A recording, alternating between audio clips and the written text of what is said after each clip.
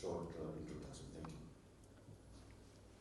Honorable Minister for Health and the Ministry of Health Administrators, I'd like to welcome Your Excellency, the Ambassador of the Republic of Korea in Fiji, Madam, I warmly welcome you again this morning. I know that the General Manager IMT, Dr. Anna Tambua, has welcomed you, but I'd like to warmly welcome you again. And also your representatives from the embassy, Korean embassy, and also representatives from the Ministry of Foreign Affairs, the media, and the valuable stakeholders that are here. Bulu vinaka to all of you this morning, and as a Minister of Health, we are privileged to be here today to receive again medical supplies donated by the government of the Republic of Korea. Today we are receiving Quaker's efforts again in providing assistance of medical supplies to Fiji with the support of Fiji $620,000 or US $300,000 worth of COVID-19 PCR test kits to the Ministry of Health and Medical Services. And I must say at this time that there are more than 1,000 types of PCR tests that are available right throughout the world. And Fiji only recognizes 24. And the unusual thing about our development partners, especially Quaker, is that whenever they decide to donate to us, they are in contact with our Fiji Center for Disease Control, and they receive guidance on the type of RT-PCR test that we would like.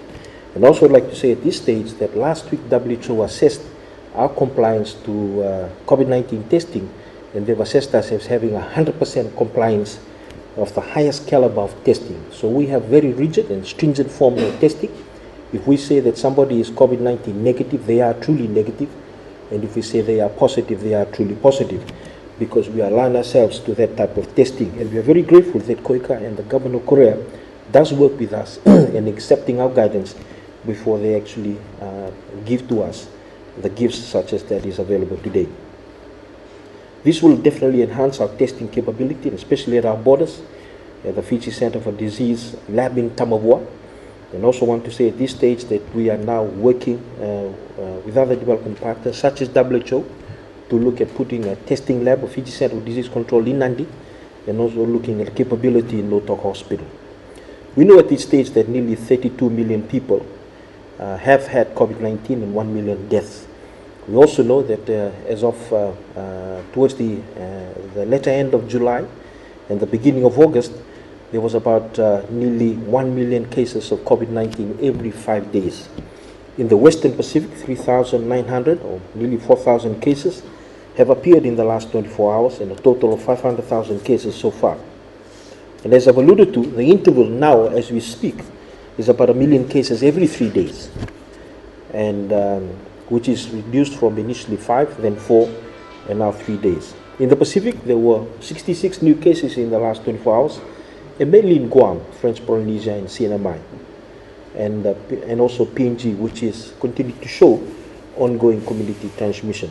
At this stage, I would like to also congratulate Korea for the effective leadership and the containment of COVID-19 and the efforts that they've done so far. I would also like to say that at this stage, we've reviewed our data, looked at what's happened in Fiji, and we have reason to believe that technically we did not have community transmission, because community transmission means that there is no epilink between a case in the community and where it could have come from. All our cases so far, all the 32 cases, we know where they come from.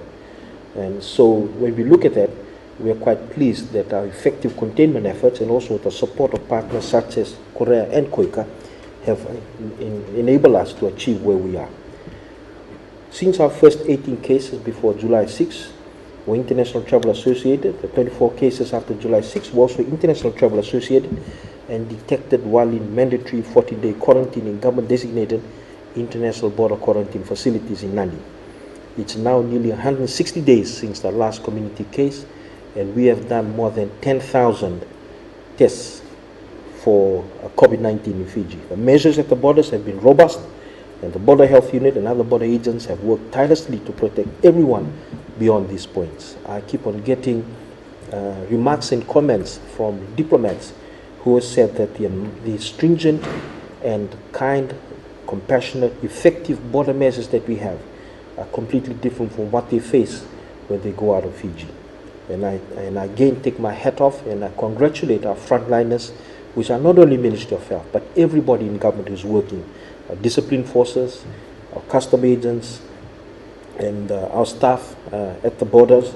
I'd like to thank them again for all their hard work. And also our staff that are in the isolation facilities that are rotating on a 28-day cycles with the patients that are sick. Our teams on the ground have moved into community to make sure that we are reaching the unreached, and they're moving into communities also to keep on advising them on what the new normal is. We continue to monitor the community through the strengthening of our surveillance systems, and we have 69 early warning sites that we have in place throughout the country for influenza-like illness. As I've alluded to, we've screened more than 10,000 of our people, which is more than 1% of our population. We're also supporting those who go back to their home countries as our obligation to other countries, either outside of the region or within the region.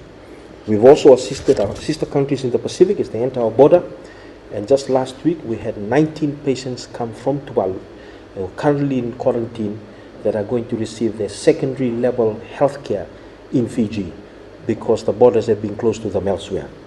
In addition, we continue with community surveillance in fever clinics. We have hospital-based surveillance, such as SARI, as I've alluded to earlier, frontline staff surveillance, and the setting site surveillance. As I've said, with the testing that we're doing, we not only test those who come into the country, we routinely test those who are at the front line. So the airport workers that receive people coming back into Fiji, our people on the front line, the discipline forces, they are tested on a regular basis to make sure that there is no community transmission. The Fiji government will continue to work hard in protecting all Fijians and everyone else who's in Fiji, including you, Your Excellency, in this unorthodox health pandemic that we are facing. We continue to thank the Korean government for their willingness to work closely with the Fijian government, not only with COVID-19, but in other areas. And I would also like to say that we've had significant discussions with Her Excellency before COVID-19 about support for climate-sensitive diseases, including Fiji Center for Disease Control, which they are looking at intensely, and also at our Tamabo Hospital where I was this morning. And we again thank you for the continued support, and God bless you and God bless Korea.